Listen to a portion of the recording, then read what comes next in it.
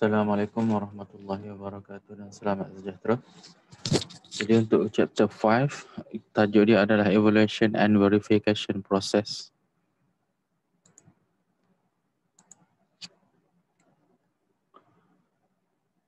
Jadi dia punya subtopik adalah seperti yang kita tengok dalam slide. Sekarang kita ada dua main subtopik, iaitu prototype evaluation process dan satu lagi ada verification process. Kita tengok balik tajuk dia. Okay, evaluation and verification. So keyword dia adalah evaluation and verification process. So apa yang evaluate dan verificate-nya adalah yang pertama untuk evaluation, kita akan tengok visual and dimensional inspection. Yang kedua, failure analysis, dan yang ketiga adalah quality evaluation and report generation.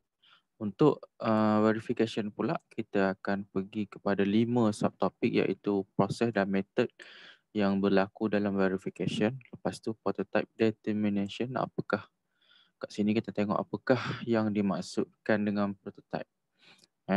Dan next adalah prototype test requirement, keperluan-keperluan yang ada untuk kita buat test. Dan keempat, failure analysis and redesign. Okay, bila kita dapati ada failure, lepas kita buat analisis apa yang patut kita buat untuk kita redesign adalah sekali kita akan tengok inspection criteria dan quality inspection criteria. Okay, untuk yang pertama 5.1 prototype evaluation process. Testing a prototype design is a very important part of the design and manufacturing process. Testing and evaluation simply confirm that the product will work as it is supposed to, or it need refinement. Jadi untuk sesuatu produk atau yang dah masuk stage prototype, even dah produk yang dah siap pun, tapi kita fokus kepada prototype lah, adalah sangat penting untuk kita buat evaluation kepada prototype tersebut. Okey, untuk kita pastikan, confirmkan produk itu akan berfungsi seperti mana yang kita nak lah semasa kita design. Ataupun adakah kita perlu buat perubahan daripada prototype yang kita dah hasilkan. Sebab itu kita namakan dia evaluation. So kita nak evaluate balik apa yang kita dah buat, adakah ia berjaya mencapai kehendak atau objektif kita di peringkat awal ataupun sebaliknya. Jika berlaku sebaliknya, kita mungkin perlukan penambahbaikan lah. Okey, biasanya evaluation ni berlaku pada peringkat awal development suatu produk ataupun servis lah. Tapi dia juga ada stage juga dia akan berlaku pada bila produk tu dah berada di dalam pasaran. Jadi evaluation ni apakah tujuan secara umumnya lah, evaluation ni adalah untuk kita access the viability of a design. Adakah design yang kita buat, design ni daripada designer dan klien lah, design. Sama ada daripada designer ataupun klien, adakah design yang dibuat tu mencukupi ataupun tidak. Lagi evaluation ni adalah untuk helps identify potential fault. So mungkin dalam masa design kita tak perasan apakah failure ataupun kecacatan semasa design. So bila kita buat testing, barulah kita nampak apa yang failure yang kita berlaku. Benda ni memang biasa berlaku dalam, biasa design ni dalam software lah kan, dalam 3D. So benda tu belum functional, so mungkin benda tu bila tak function, dia tak semudah apa yang berlaku di dalam software punya design. So bila kita dah buat prototype, dan kita mungkin buat function testing, barulah kita tahu apakah kesilapan yang berlaku, dan dari situ kita buat improvement lah. Ia juga boleh kita boleh tengok juga safety issue di dalam evaluation ni, dan last sekali mungkin ia akan melibatkan cost lah, production cost to be assessed and finalized.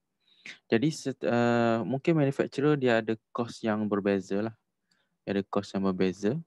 Mungkin limitnya tentu, mungkin syarikat kalau company yang besar dia punya limit, dia punya costing mungkin besar. Tapi kalau company tu kecil, so dia punya capital pun tak berapa besar, mungkin dalam dia nak menghasilkan suatu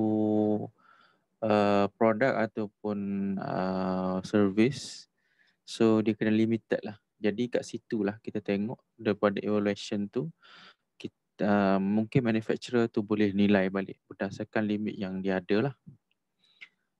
Okey, seterusnya kita tengok ni baru kita nak masuk lah yang ni. Yang pertama tadi 5.11 ni dalam evaluation process, yang pertama kita nak tengok adalah visual and dimensional inspection. Jadi dalam visual dalam stage pertama ni, dia ada visual and dimensional inspection ni, dia ada kita kat sini kita akan tengok ada 4 stage lah. So yang stage pertama adalah visual inspection, yang kedua data generation, yang ketiga design verification, dan last sekali adalah project implementation. Jadi untuk stage pertama ni, kita namakan dia sebagai visual inspection lah.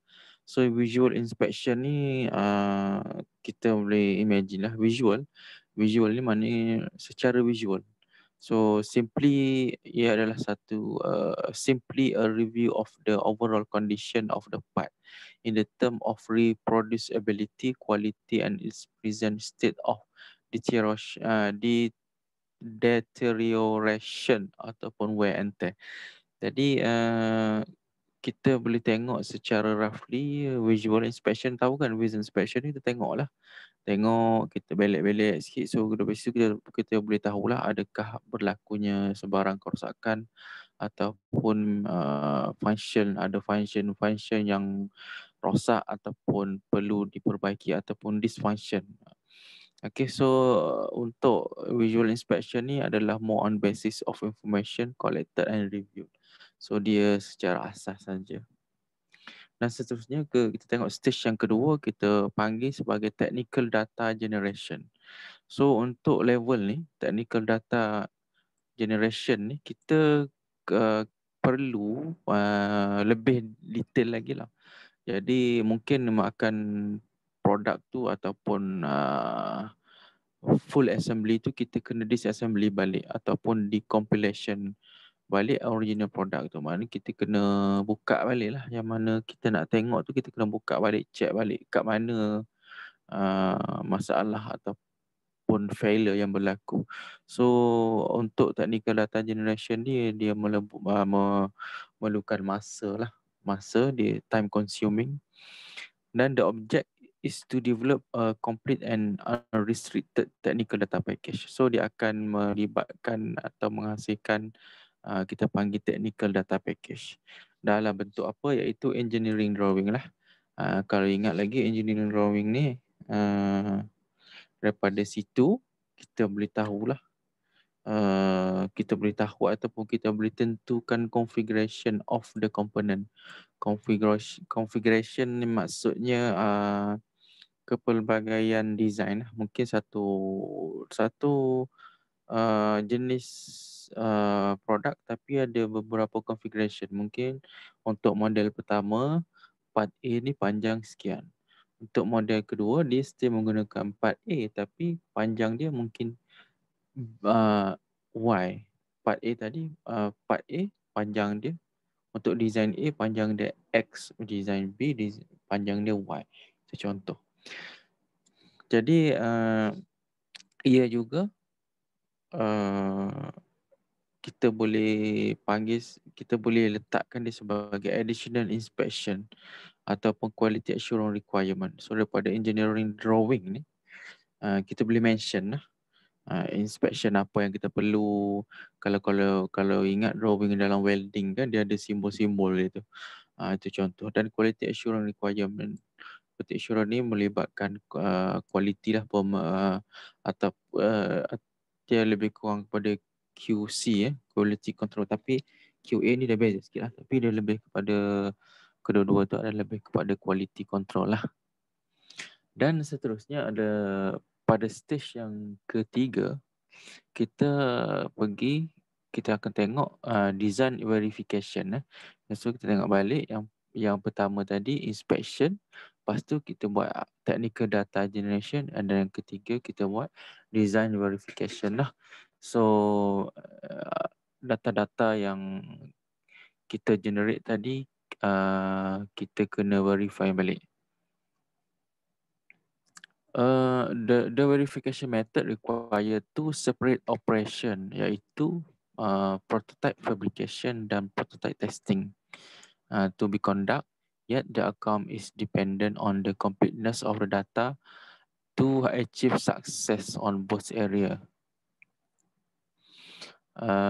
Next, engineers verify the accuracy and validity of their design by testing the system.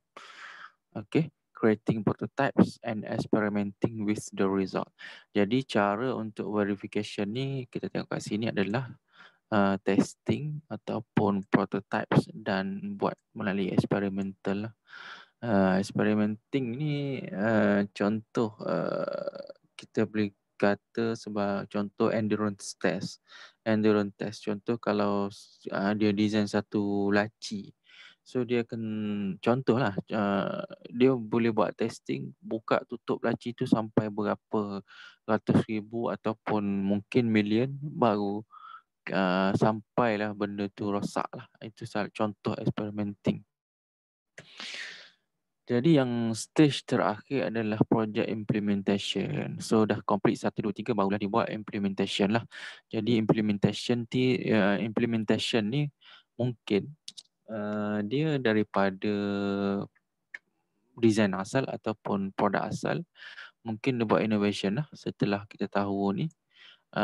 Kita kena pasti problem ataupun weakness of the previous design. So buat innovation, maka berlakulah improvement lah dari segi design, features and capability. Produk apa ni yang dah implementation ni mungkin also be adaptation of original product for use with another integrated system. Macam point sebelum ni lah. So dia mungkin daripada previous product ataupun service, tapi dia buat beberapa perubahan lah. Contohnya integrate with another system dan sebagainya. Okay, next adalah value analysis. Kita sambung kepada video yang